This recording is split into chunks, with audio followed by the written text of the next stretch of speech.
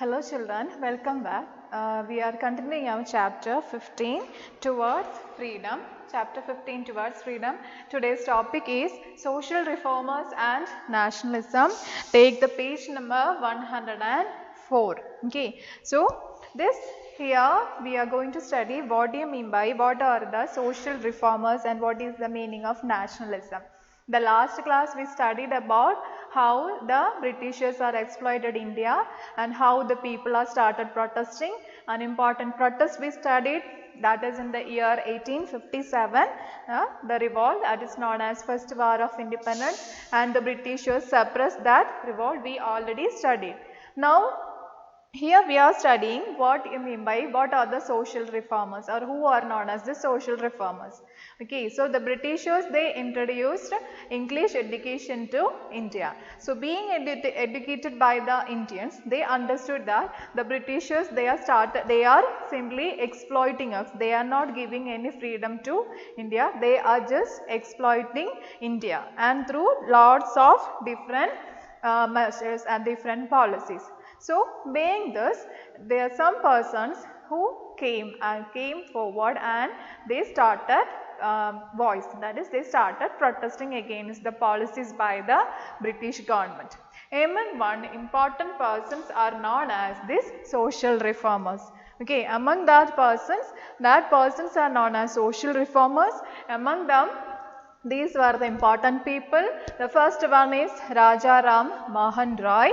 Then second person is Ishwara Chandra Vidyasagar.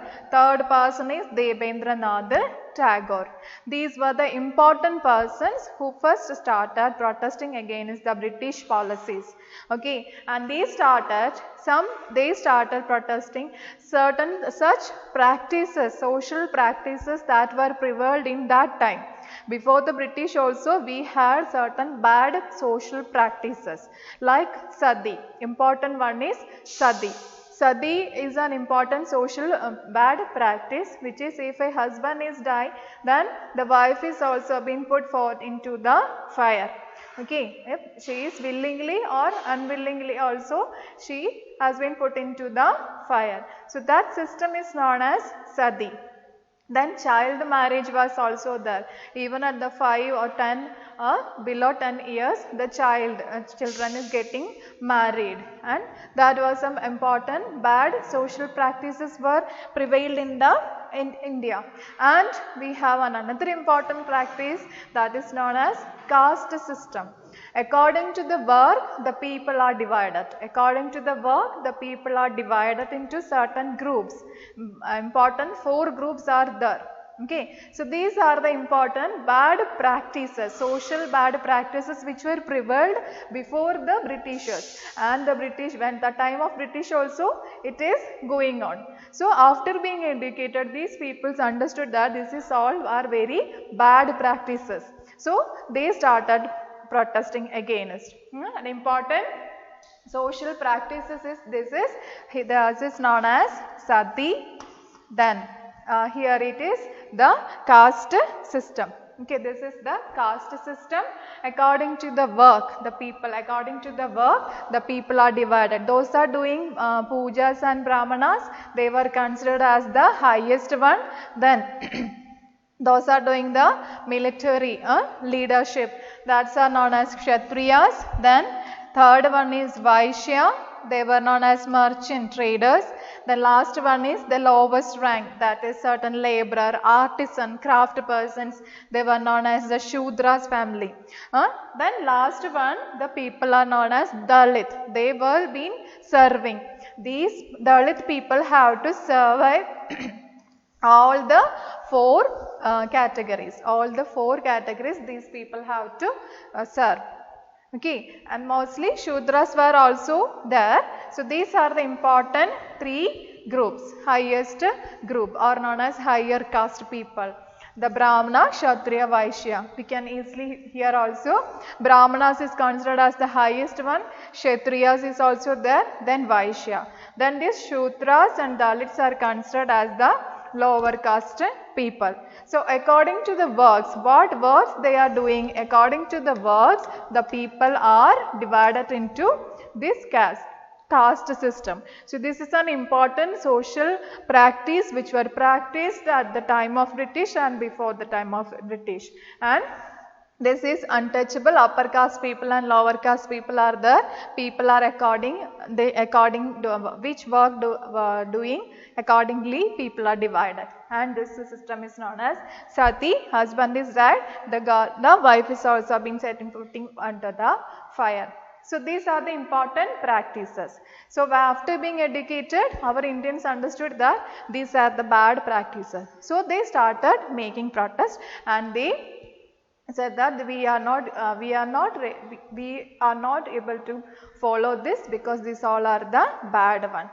Okay. So after this, and so many efforts done by the Rajaram Mohan Roy, Ishwar Vidyasagar, at last sati been banned by the efforts of the Rajaram Mohan Roy.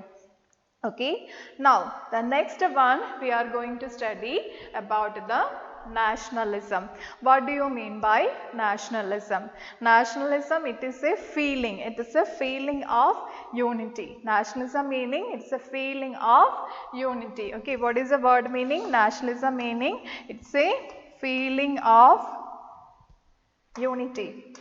Nationalism, it is the word meaning is the feeling of unity. So after being educated by the Indians, they understood that they are not giving any freedom to us. They are simply exploiting, and Indians always been backward and poor. So in almost all the parts of India, people, they unite together. So this unification is known as nationalism, and they gave the name that is known as the nationalism. Feeling of unity, that is known as nationalism.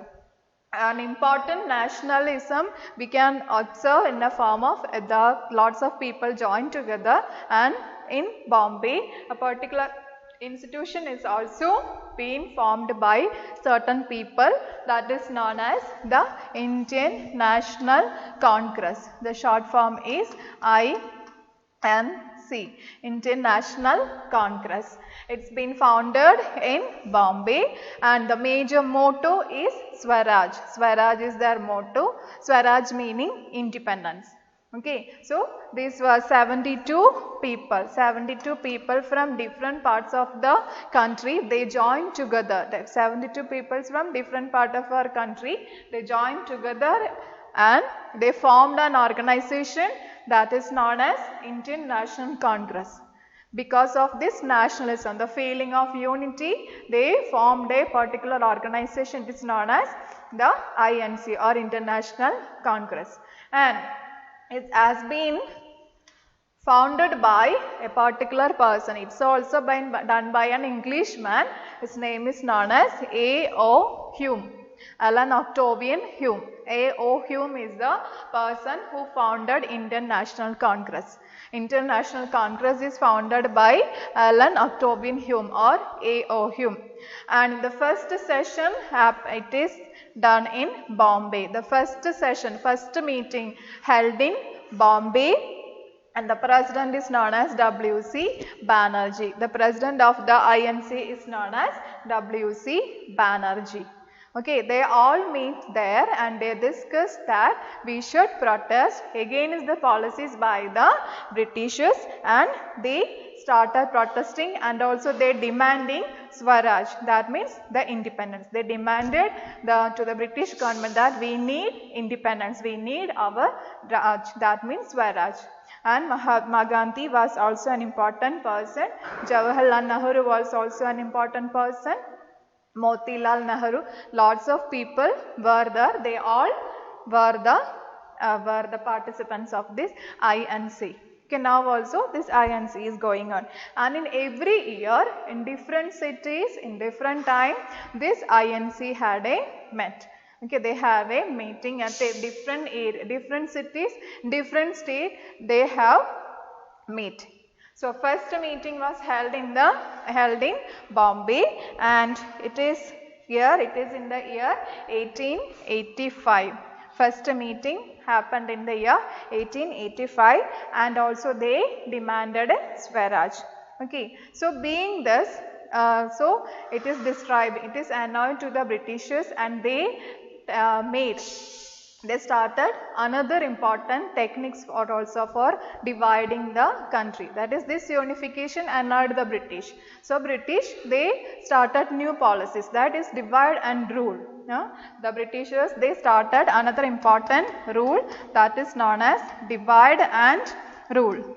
Divide and rule meaning Hindus and Muslims were all joined together for this INC, and Hindus and Muslims, they joined together for protesting against the British. So this annoyed the British, and what they done?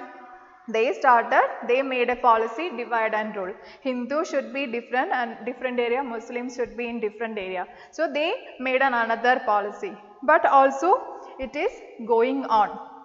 Okay, what happened after this 1885, that you will study in the next chapter.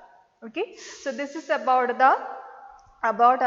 this chapter. This is the last part of this chapter. Okay, so social reformers, being educated by the Indians, they understood that the Britishers are simply, they are exploiting, they are not giving any freedom, we are always in backward position. So they started protesting. Important persons are Raja Ram Mohan Roy, Ishwar Chandra Vidyasagar and Rabindranath Tagore.